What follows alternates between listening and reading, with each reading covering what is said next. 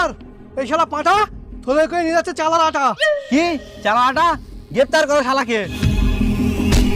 দারোগা বাবু, আমাকে গ্রেপ্তার করো না, কিছু লিয়েদের ছেড়ে দাও, আমি খুব বড় লোক আর আমরা মাছ মাংস ছাড়া ভাত খাই না। ঠিক আছে, কত মেটাবি তাই বল।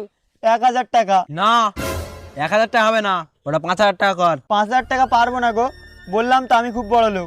এই তুই আমার ড্রাইভারের কথা বলিস, চল থানা চল, তোর টাকা দিই। দারোগা বাবু থানা লেজানির দরকার নেই, ঠিক আছে 5000 টাকা মিটমাট করে লাও। কি আর বলবো, তোমরা তো আর বড় লোক মানুষেরও ছাড়বে না। দাও 5000 টাকা দাও। ঠিক আছে তাহলে আসুন, তোর যেন নেক্সট টাইমে রাস্তার ধারে বসে চাল ডালে না দেখি। যদি দেখিসি আজ তো 5000 টাকা দিছি, পরের দিন 20,000 টাকা দেবো।